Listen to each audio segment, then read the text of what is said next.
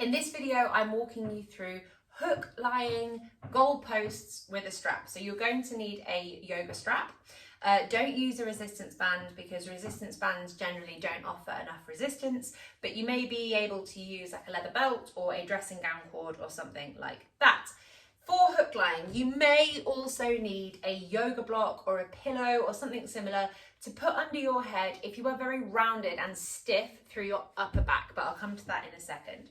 First things first, you're going to put your whatever it is that you have, strap, belt, etc., in a circle. And when you feed your legs through it like this, because it's going to be around the outsides of our femurs, our thigh bones, when you squeeze out against the strap, your knees are going to stay at hip width apart. So hip width apart is about 1.5 fists or 2 fists. If this is too wide and the strap is too big, as you squeeze out, you're not quite going to be targeting the right muscles. So we want it to be that there is some resistance keeping your femurs at that hip width apart position like so. So just be wary of that. When you squeeze out, maximum kind of effort, the knees are not really going any wider than the hips. You're going to come to a hook lying position, which looks a little bit like this. And I'll talk about this in a second, but you are trying to keep your toes, ankles, knees and hips all in a straight line. So don't forget about what your feet are doing. First things first, I just want you to assess how your jaw, your head, your neck, your shoulders, your upper back, your lower back feels. So think about everything from here on up. In my experience, if being in this position increases your levels of tension anywhere in your upper body, the likelihood is that you are quite stiff through your spine and it's compensating. So it's not able to relax down into the floor in the way that it's supposed to. And by the way, relaxing down into the floor means that we're not gripping our abs. You're not actively trying to smush your lower back into the floor. It should just relax naturally into the floor.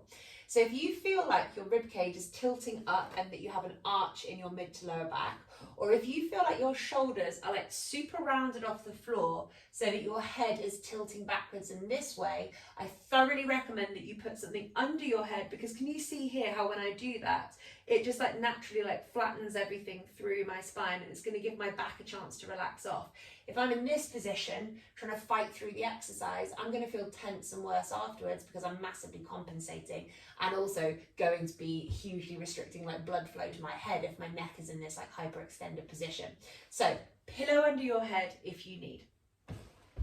From the front, when I said about the toes, the ankles, the knees and the hips, and my rug is a brilliant thing to use here, can you see that my toes are here, the ankles are in a straight line, the knees are in a straight line at hip width apart? This is not you having your toes, ankles, knees and hips in a straight line. Your toes are not in a straight line with the hips. So think about moving your toes separately to your ankles. You kind of want to pivot around that ankle to make sure that they are truly parallel. For most people, you want to be more pigeon-toed than you naturally want to be.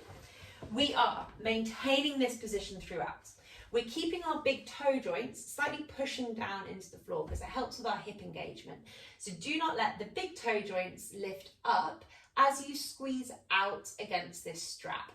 As you squeeze out against this strap, you're keeping it at like a 3 out of 10 level of effort. You are not going 10 out of 10 level of effort. And by the way, you're maintaining a squeeze out. You're not doing reps here. Because the reason being is you're going to be holding this for a while. We don't want you to get completely knackered, and we also want to make sure that you're not compensating by trying too hard. If you try too hard, you're probably going to be cheating in some way without realizing it.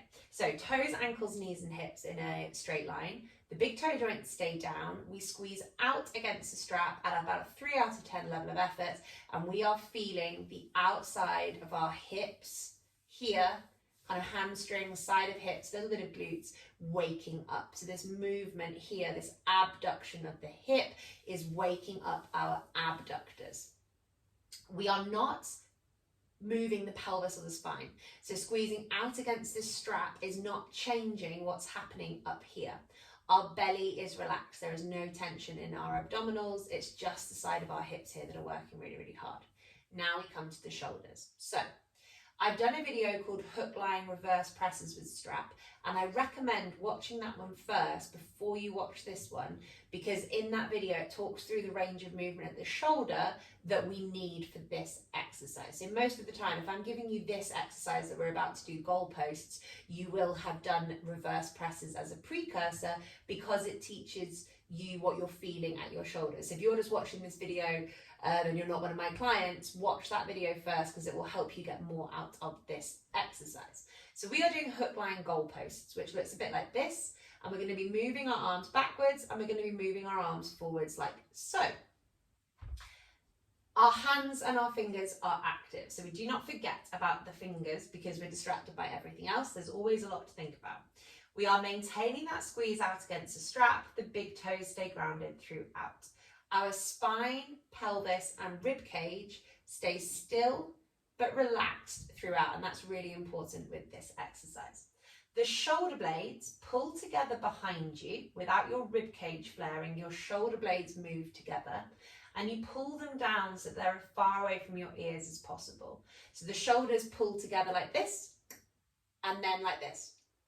Down, okay? Together, down, without tilting the rib cage up, because if you're tilting your rib cage, you're compensating with your spine, you're not moving your shoulders, and we're trying to teach your shoulders how to move better.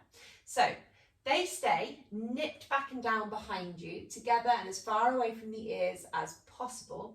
They do not move from that position as we gently rotate our arms backwards to the floor and forwards, okay? Now, this exercise on the surface is really, really easy, and that's because most people don't do it properly. This exercise is easy if you do not control what your shoulders are doing.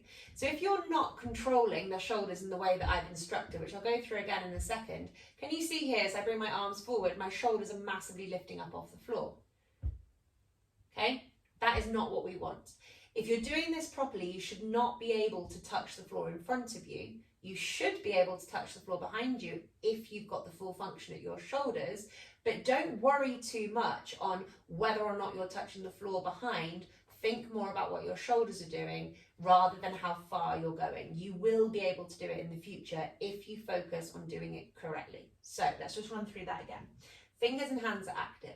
You squeeze your shoulder blades together and down away from your ears without there being any reaction at the rib cage.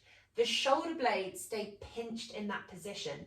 They do not move forwards and backwards off the floor or move in any capacity at all. They are active behind you and out of the way.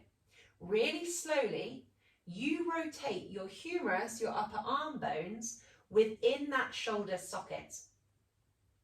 And you're going to come forwards, and you're only going to go as far as you can without the shoulder blade lifting up and away. So hopefully you can see that I've gone too far there because the shoulders are there. If I keep the shoulder blades nipped back and down behind me, I'm moving them to about here, which is about fine. This is kind of what we're aiming after. We're going back to the floor, nice and slowly, focusing on range of movement as the kind of the least important thing, and focusing on form as the most important thing. The range of movement will come if you focus on your form over the following weeks and months. You are not trying to get your hands back to the floor, because if you're aiming for your hands to get back to the floor, you're probably going to bend your wrists and compensate like this, which isn't really working the kind of the extensors of the shoulder, the muscles at the top of the arm. So what you're aiming for is more the back of your wrists to touch the floor. So can you see here that my fingers, wrists and elbows are all in a straight line? I don't compromise that line to try and get the hands back. You're better off sticking like this, focusing on the shoulders, not trying to get the hands down to the floor. We're not forgetting about the fact that the strap is around our thighs, so we're maintaining that squeeze out, keeping the big toes grounded, and we're moving this nice and slowly, keeping the shoulder blades active behind us so they don't lift up off the floor, and is the arm rotating within the socket that we're testing here, not the shoulder itself lifting up and down. So keep the shoulders behind you and active. We are focusing on humerus rotation without the rib cage flaring or the shoulders coming up. I'm probably going a little bit too far there, so can you see how that right shoulder, which is my really dysfunctional shoulder, wants to lift up? We're keeping it back and down, and I'm making sure that my ego doesn't take over, and I'm working within a range of movement that I can do without the shoulder lifting up. So that is hook lying goal presses with hook lying goal posts with a strap.